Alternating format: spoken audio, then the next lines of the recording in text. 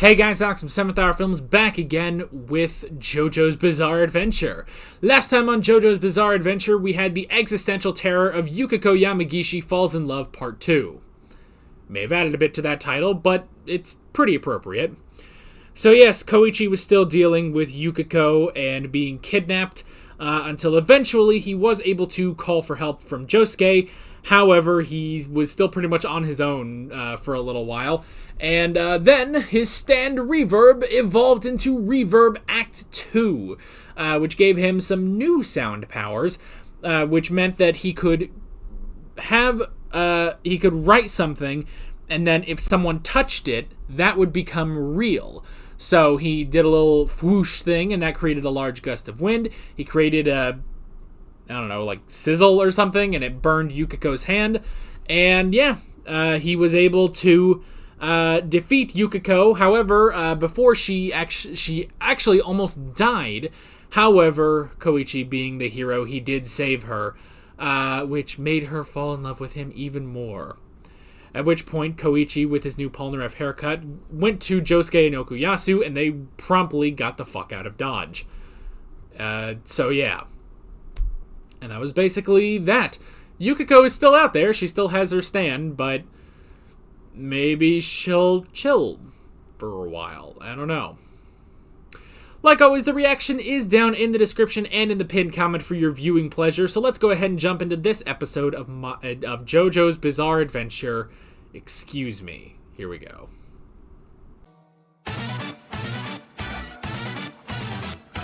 Alrighty. I don't know why, it just, jumped into my head at that very moment, because he does not look, that is not the outfit he wore in Part 3, but it just jumped in my head. He'll be here. Joseph Joestar. Oh, my boy! My boy's coming home! Well, I mean, he's not coming home, but you know what I mean.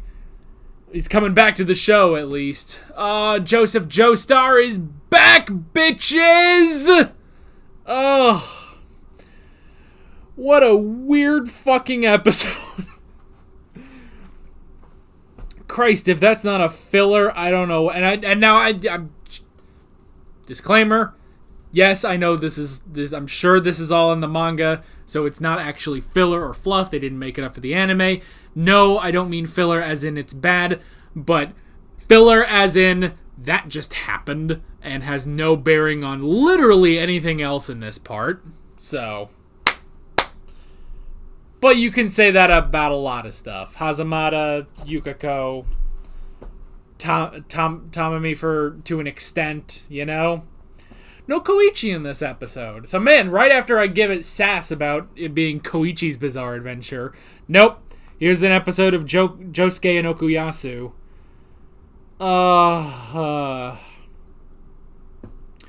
Okay, I do not expect this to be a very long discussion because this was just sort of here. One thing I did want to do, though, was go back and look at the name of his stand. This is the worst! My athlete's foot is gone! I shall await your return, my new friend. Molte grazie.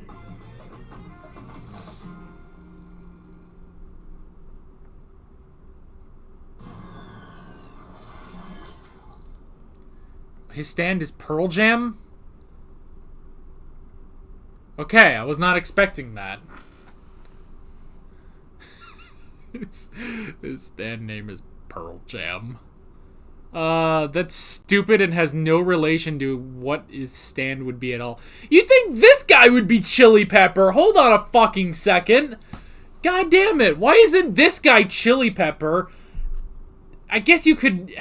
Pearl Jam doesn't work for the other guy anyway, but this guy should be Chili Pepper. What the fuck are we doing here? Alright. I guess I'll write that down too. Pearl Jam. Why isn't this guy Chili Pepper? How obvious can you be? It must have been that this guy, Araki created the other guy first, named him Chili Pepper, Then got to this guy and was like, shit, I should have used that for this guy. How is this guy not Chili Pepper? He's a chef! Anyway. There were also some other things I was going to look at for the subtitles. Let me see.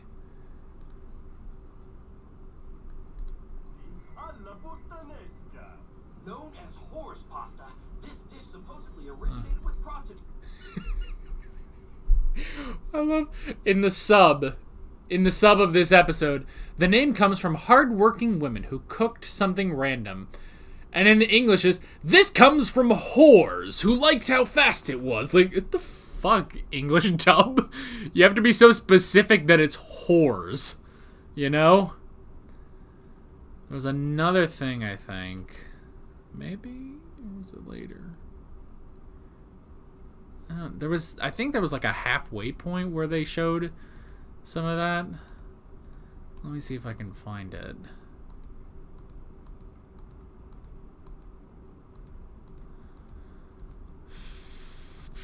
Maybe it was before.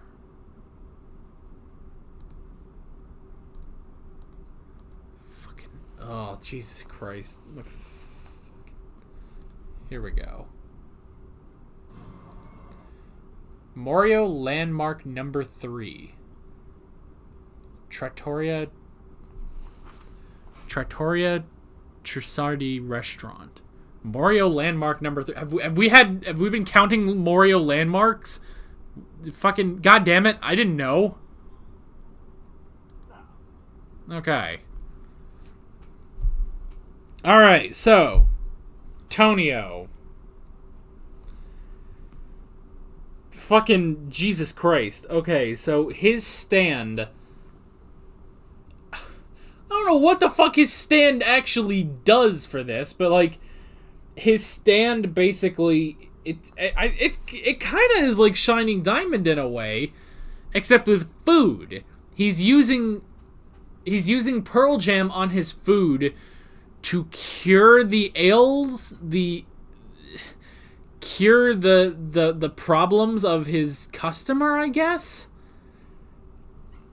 Which is why he chooses specific things for the customer. So there was no menu. He instead analyzes the person and figures out all the problems they've had and then corrects them. Josuke didn't have any problems, so he didn't insist on Josuke eating anything, which I thought was interesting. I was like, wouldn't this guy want both of them to eat? But I guess Josuke was fine.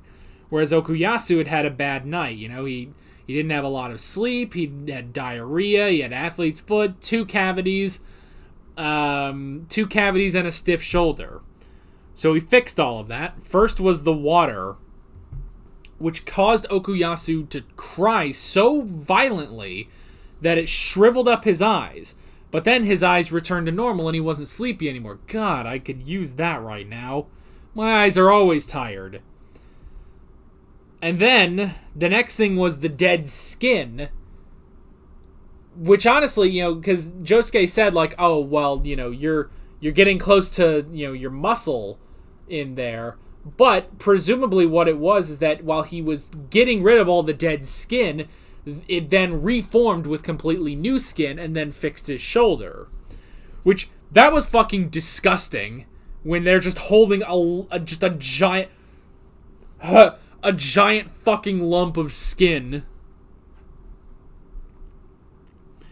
Then the spicy food was to cure Okuyasu's diarrhea stomach, and he tested it on the dog, who had also had an upset stomach.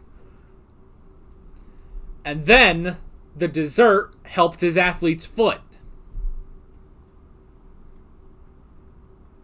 Okay.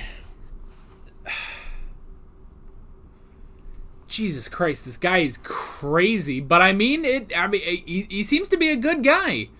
I actually like that this is just a good guy, you know? With pretty much with every other stand user, they're out for their own gain, you know? Even, you know, if we just go to this part, you know, Chili Pepper just wants to, he doesn't want to go to school or do anything like that, so now he has power. Tamami was a con man. Hazamata was trying to, Hazamata was trying to take out Jotaro, was pretty much the biggest threat to him, but he wanted to use his power for his own game. Yukiko pretty much wanted to use her power, for Koichi, but in her own, yandere way. But this guy, Tonio honestly is... He's doing this for the benefit of other people. He's a good guy. It's just that his methods are so insane, So, credit, I like that. I like the twist that, no, he's actually a good guy. It just seems really crazy.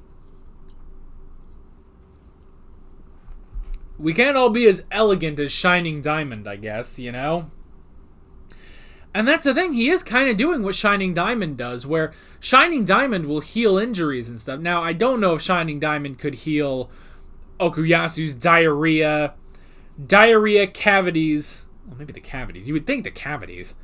Diarrhea, cavities, stiff shoulder, athlete's foot, and tired eyes. I guess we don't know if Shining Diamond can heal all of those. I would imagine he can't heal everything. The cavities, I think maybe Shining Diamond could probably heal that, but yeah. So, and I guess because all of this is based on food, it means Okuyasu's body is getting all the nutrients it needs to rebuild itself, basically. What a fascinating idea for just what seems like is going to be maybe a one-off character, I don't know, but very, very interesting. I don't see him sticking around, but as an interesting kind of healer, he's just very interesting. Especially because, juxtaposing that to Shining Diamond, who is also a healer, So that's all just very interesting. Very, very interesting. I like how they also bring up, stand users are inadvertently drawn to each other. Again, we said that it's like, oh, well, that's just a good excuse for why Josuke and Okuyasu keep running into all the stand users. It's a good excuse, honestly. It's like, okay, pretty simple. But I like that that's also part of the reason that Okuyasu just can't stop eating, I guess we don't really know. Is it that Okuyasu was being affected by Pearl Jam, which is why he kept eating, or was it simply because he was drawn to the food because it was part stand? It's entirely possible that it's that, because the dog seemed to be fine. The dog was just eating it like a dog does. It doesn't matter. But Okuyasu was specifically drawn to it, so it could have been that it was because he was drawn to it, Very fascinating. I love, again, another reason why Shining Diamond's one of my favorite stands. Shining Diamond hits the pasta and reverts it back to its ingredients. Fucking brilliant. Yes. And that's how he found the stand. That is so fucking cool. Honestly, I fucking love Shining Diamond. He's honestly one of, if not my favorite stand, honestly. He's starting to edge out Hermit Purple, definitely. So, I just love him. I love that. And yeah, just the reveal that Tonio is actually like a nice guy. It's just that, yeah, it seems pretty shady, and yes, we don't really have good luck with other stand users, but honestly, I really like that. I really like that he is a nice guy. It's just very strange. He wasn't explaining what was going on because he didn't think that Josuke and Okuyasu would understand his power, I also like, too, this has nothing to do with Keicho Nijimura. Like, this guy just had a stand anyway, So that was pretty cool. So, yeah, overall, very fascinating, very interesting episode for a nice little one-off story. It was really nice, and a good twist, and a very interesting use of this stand, Pearl Jam. So, yeah. As weird and sometimes disgusting as it was, this was a really good episode. I enjoyed it. And last thing I wrote down is Joseph Joestar. Oh, our boy is back. Our boy is back. I did notice, though, that he had a cane, so I don't know if he's going to be running away from anything. I don't know. Man, oh, man. First off, just the reunion for us with Joseph, because it's been 10 episodes since we've seen the old man, you know? Because we saw him at the end of part 3, so it's been a little while since we've seen him. But just his reunion with Jotaro, I definitely want to see his interactions with Josuke, and honestly, I want to see his interactions with Tomoko as well. Like, I'm so happy, my boy is back. The scoundrel himself has returned. So yeah, that's pretty much it. I said this wasn't going to be too long of a discussion. Well, we're pretty much still pretty good on that. So yeah. Very interesting episode, interesting stand. Honestly, I am honestly really digging these sort of one-off adventures, which is kind of like I have that sort of thing on like Sailor Moon and stuff where it's like I like times where we just get to watch our protagonist just go do something mundane or something. Like I just want to watch these characters. So I'm really enjoying the slice of life in part 4. So yeah. Who knows what the hell will happen next time? I guess just something with Joseph. So yeah, that is pretty much it. With all that being said, I'm Alex from 7th Hour Films, and I will see you guys next time. Take care.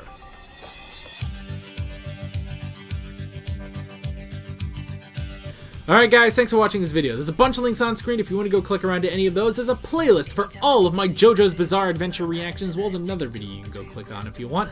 There's also a subscribe button and a Patreon button on screen, as well as other links in the description if you want to go check out any of those. See you guys later.